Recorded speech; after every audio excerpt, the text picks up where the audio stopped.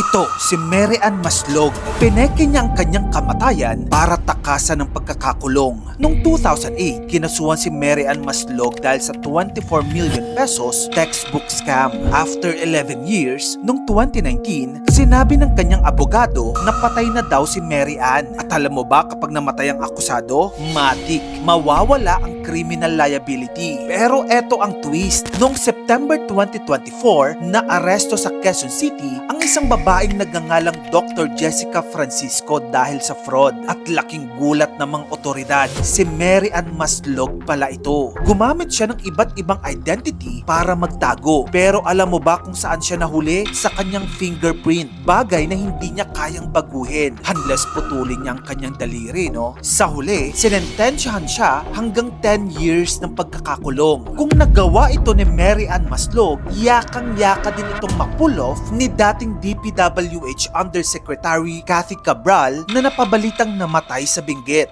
Yan ang pinaniniwalaan ng ibang mga tao. Ayon sa iba, posible daw na kaya ding pekehin ni Cabral ang kanyang kamatayan. Pero saan nga ba nanggagaling ang trust issues na ito ng mga netizens? Well, kung pag-aaralan natin ang kasaysayan, marami-rami na rin ang naging sikat na fake deaths in history. Ang isa dyan ay si John Darwin na tinaguri ang The Cano Man. Noong 2002, iniulat na nalunod si John Darwin habang nakakano. May memorial, may iyakan, tapos may insurance claim pa nga eh. Pero 5 taon ang lumipas, lumitaw siyang buhay sa Panama. Kasama ang kanyang asawa. May bago silang bahay, may bago silang bank account. Ang ending, nahuli sila at nakulong. Maliban kay John Darwin, andyan din si Frank Abagnale Jr., ang tao kung saan inspired ang character sa pelikulang Catch Me If You Can ni Leonardo DiCaprio. Si Frank sa totoong buhay, siya ay naging peking piloto, doktor at abogado. Tapos minsan na din siyang kunwaring namatay para makatakas siya. Fake identities, fake papers, and fake life. Hindi siya literal na inilibing, pero burado ang kanyang identity sa sistema na para bang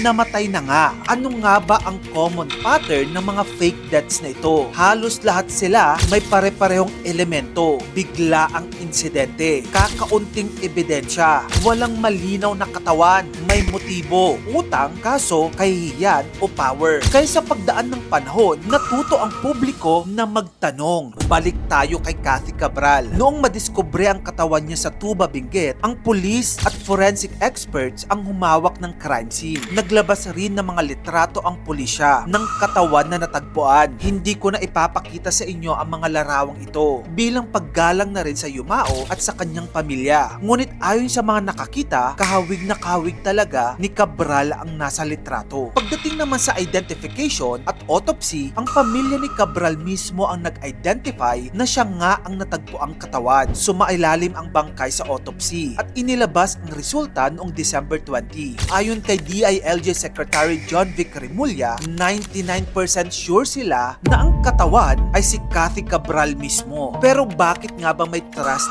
issues ang publiko? Naiintindihan natin kung bakit may pagdududa ang publiko. Una, malayo ang crime scene, kaya may konting delay sa information. Pangalawa, nangyari ang kanyang pagkamatay habang iniimbestigahan ang DPWH kaugnay ng flood control at corruption allegations. Sa ganitong konteksto, hindi maiwasang magtanong ang publiko. Kaya naman panghuling paalala, sa mga ganitong usapin, mahalagang umasa sa ebidensya, hindi sa haka-haka, at maghintay ng opisyal at kumpletong resulta ng investigasyon. Higit sa lahat, magkakaroon tayo ng paggalang para sa namatay, para sa pamilya, at higit sa lahat, para sa katotohanan. Kung gusto mo pa na magayto pang klaseng content, i-follow mo na ako. Mag-subscribe ka na rin sa aking YouTube channel. Yun lang, maraming salamat sa panonood mga kamagkano.